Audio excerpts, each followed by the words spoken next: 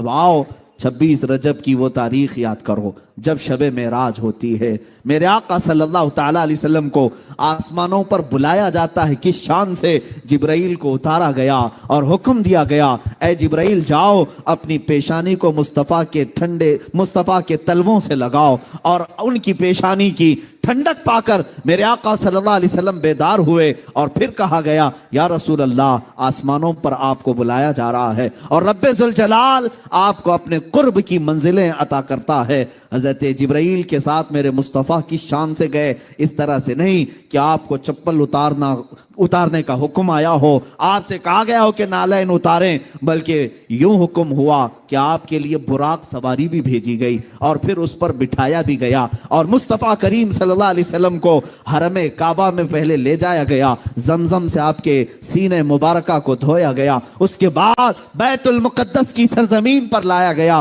میرے آقا صلی اللہ علیہ وسلم وہاں موجود تھے. تو جس وقت میرے آقا تشریف لائے 1,24,000 کم و بیش انبیاء وہاں صفوں میں موجود تھے. سب نے میرے آقا کا استقبال کیا. رسول پاک صلی اللہ تعالیٰ علیہ وسلم سیدھے مصلی امامت پر تشریف لے گئے اور انبیاء کرام کو نماز پڑھائی, امامت فرمائی. وہ جو نماز تھی وہ اللہ بہتر جانے. میرے عزیزو, نماز کے بعد ہر نبی نے آپ کی شان میں قصیدہ پڑھا, میرے آقا کی تعریف بیان کی اور یہاں ہونے کے بعد آسمانوں کا سفر کیا, 7 آسمان دیکھے, سدرۃ المنتہا پہنچے, عرش و کرسی لوح و قلم جنت و دوزخ سب کے نظارے کیے. اور اس کے بعد وہ مقام بھی آیا جہاں جبرائیل بھی آگے جانے سے منع کرنے لگے, اب میرا مقام نہیں ہے, آپ جائیں میرے مصطفیٰ. میرے آقا صلی اللہ علیہ وسلم لامکان کا بھی سفر طے کرتے ہوئے رب ذوالجلال کی بارگاہ میں اتنا قریب ہوئے کہ قرآن کہتا ہے فَكَانَ قَابَ قَوْسَيْنِ أَوْ أَدْنَىٰ, 2 تیروں سے بھی کم کا فاصلہ رہ گیا تھا, 2 ہاتھ سے بھی کم کا فاصلہ رہ گیا تھا. رب ذوالجلال کی بارگاہ میں میرے آقا صلی اللہ علیہ وسلم جب تشریف لے گئے, پوچھو رسول پاک نے کس شان سے دیکھا, اپنے ماتھے کی آنکھوں سے رسول پاک صلی اللہ علیہ وسلم نے نعرہ تکبیر, میرے آقا صلی اللہ تعالیٰ علیہ وسلم نے رب ذوالجلال کی بارگاہ کو حاضری دی اور ذات الہی کو دیکھا.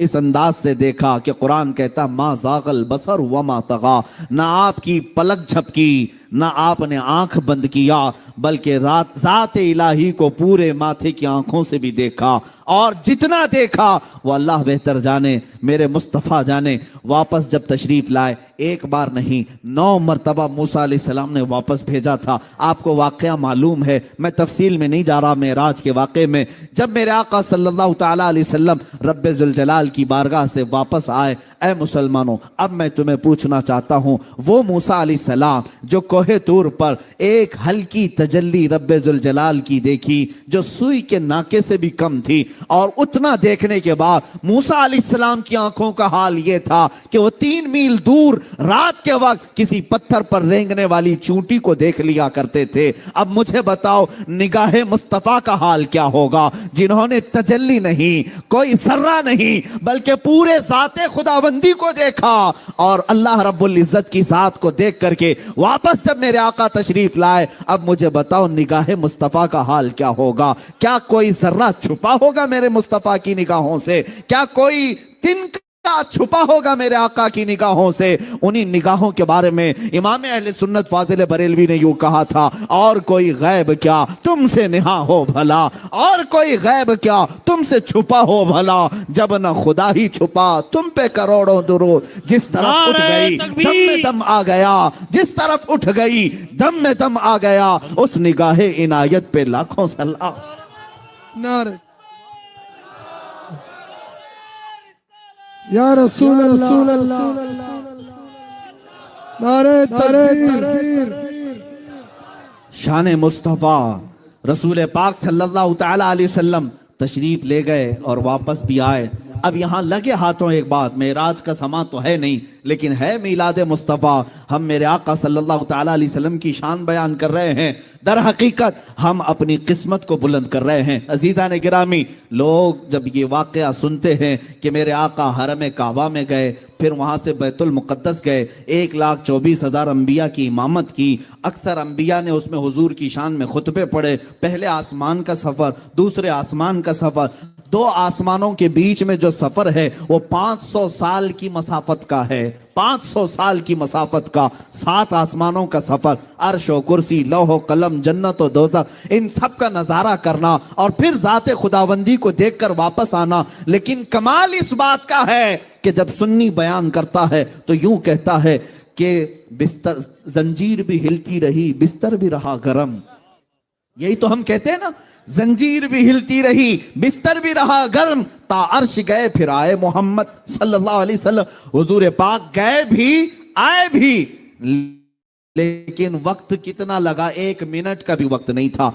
अब जो फलसफी है, जो अकल के घोड़े दौड़ाता है, वो कहता मियाँ ये तो आप फेंकम फाक कर रहे होंगे, ऐसी ही बातें उड़ा रहे होंगे, ऐसा कैसे मुमकिन हो सकता है कि इतने छोटे वक्त में इतना लंबा सफर कैसे कर सकते हैं। मेरे अजीजों, पहले तो मैं इनको अकली जवाब ये दूंगा, आज से 100 साल पहले, 200 साल पहले भी अगर कोई ये कहता कि मैं मुंबई से जयपुर 2 घंटे में आ गया, तब भी लोग उसको बेवकूफ कहते थे, पागल कहते थे, क्योंकि प्लेन नहीं थे, हवाई जहाज का वजूद नहीं था। लेकिन आज अगर कह देंगे तो मान लिया जाता है। मेरे अजीजों, 1400 साल पहले जो मेरे मुस्तफ़ा का सफर हुआ है, वो आज तक के लोगों के अकल में आने वाली बात नहीं है, क्योंकि वो सफर दर हकीकत मौजज़ा है और नूर नूर से मिलने जा रहा है। तो यहां मसाफत किस बात की। मेरे अजीजों, अब मैं जो बात अर्ज करने जा रहा हूं, तवज्जो से सुने कि कैसे हुजूर गए भी आए भी और कायनात का वक्त इतना ही रहा,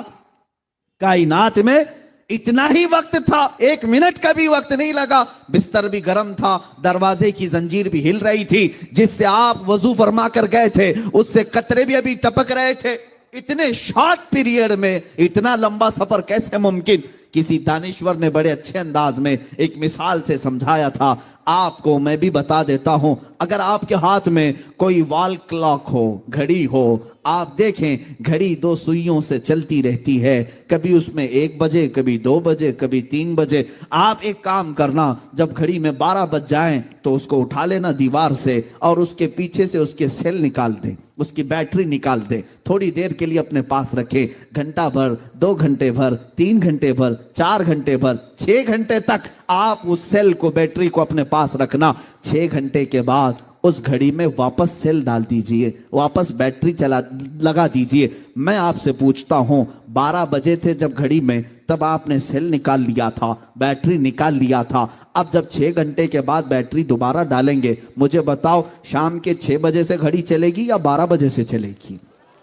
सबको पता है 12 बजे से ही चलेगी। 6 घंटे ये ऑफ थी, इसलिए कि बैटरी निकाल ली गई थी, सेल निकाल लिया गया था। मेरे अजीजों, ये मिसाल तुम्हारे जहनों को करीब करने के लिए अर्ज कर रहा हूं। जिस तरह घड़ी की सुइयां बैटरी निकालने से रुक जाती है, जब मेराज की शब थी, मौला रब्बे जुल जलाल ने जाने कायनात मोहम्मदुर रसूलुल्लाह को कायनात से बुलंद कर दिया था और इस कायनात से अपने दरबार में बुलाया था, तो जो निजाम यहां था वो जहां का था वहीं रुक गया। इसलिए कि हमारा यकीन तो ये है, ये कायनात पूरी रब्बे जुल जलाल ने मुस्तफा के सदक़े में बनाई है, मेरे आका के सदक़े में बनाई है। इसकी सुइयां जो कायनात की चलती हैं वो मुस्तफा की शान से चलती हैं, मेरे आका सल्लल्लाहु अलैहि वसल्लम की बरकत से चलती हैं। और जब रसूल पाक सल्लल्लाहु ताला अलैहि वसल्लम मेराज की शब न इस रुए जमीन पर थे और न इस कायनात में थे, वो आसमानों पर गए। अब हमें पता नहीं 500 साल के लिए गए थे या 5000 साल के लिए गए थे या 5 लाख साल के लिए गए थे,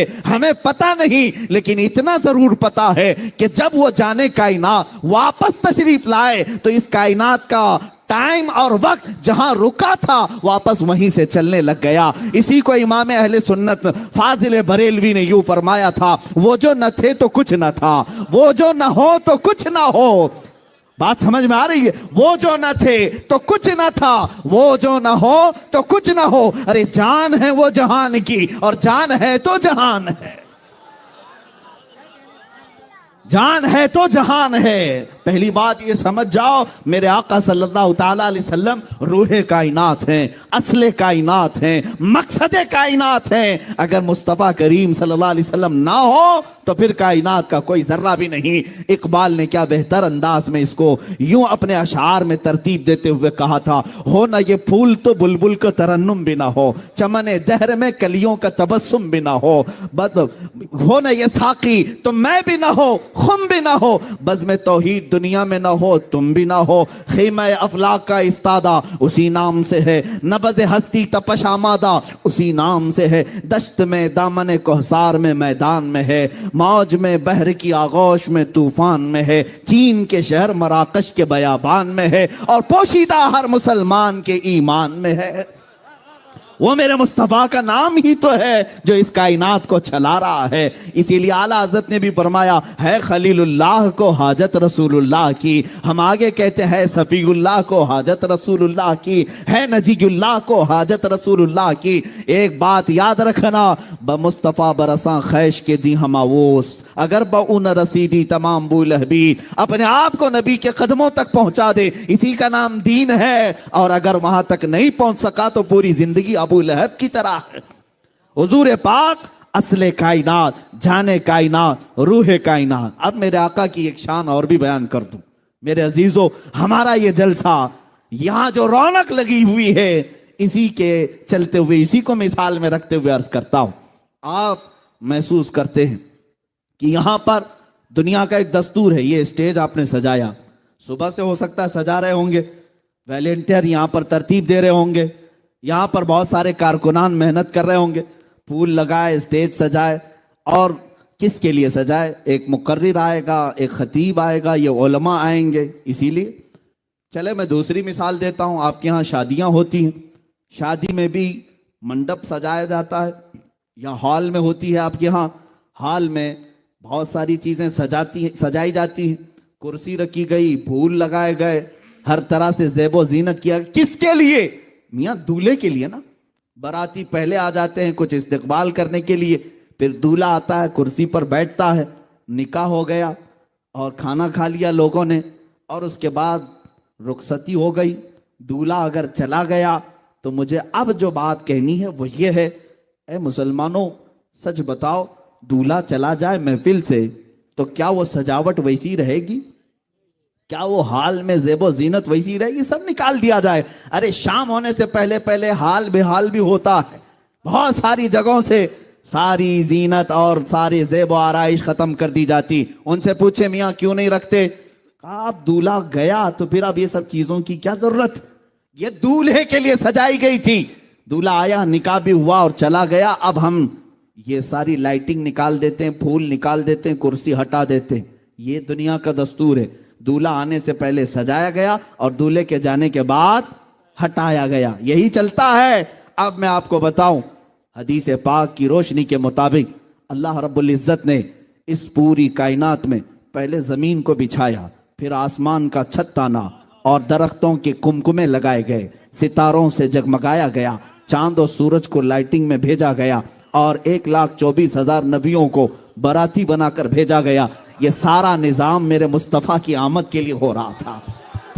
ये सारा निजाम रसूल पाक की आमद के लिए चल रहा था। इसीलिए तो हजरत इदरीस भी कहते हैं मैं असल नहीं, मेरे बाद एक नबी आने वाले। मूसा भी कहते हैं मैं असल नहीं, मेरे बाद एक नबी आने वाले। ईसा भी कहते हैं मैं असल नहीं, मेरे बाद नबी आने वाले हैं। सारे लोगों ने कहा कि मुस्तफ़ा आने वाले हैं। वो सब बराती के तौर पर हुजूर पाक की आमद का इंतजार करते हुए अंबिया आए। मेरे अजीजों, ये जमीन का फर्श और बिछोना, या आसमान का छत, और ये दरख्तों के कुमकुमे, ये समंदरों का लहलहाना, ये खूबसूरतियां, तारों का जगमगाना, चांद और सूरज का झिलमिलाना, ये सारी चीजें मेरे मुस्तफ़ा की आमद के लिए थी। अब बात मैं आपको बता रहा हूं। रब्बे जुल जलाल ने फरमाया लौलाका लमा खलक़तु दुनिया वल अफ़लाका वल अर्दी। ऐ महबूब, अगर आपको पैदा करना ना होता, न मैं आसमानों को बनाता, न जमीनों को बनाता, और ना ही दुनिया को बनाता। ये सब चीजें ए रसूल आपके लिए बनाई गई। अब हम समझते हैं मेरे मुस्तफ़ा के लिए बनाई गई। जमीन बिछाई गई, आसमान का छत ताना गया,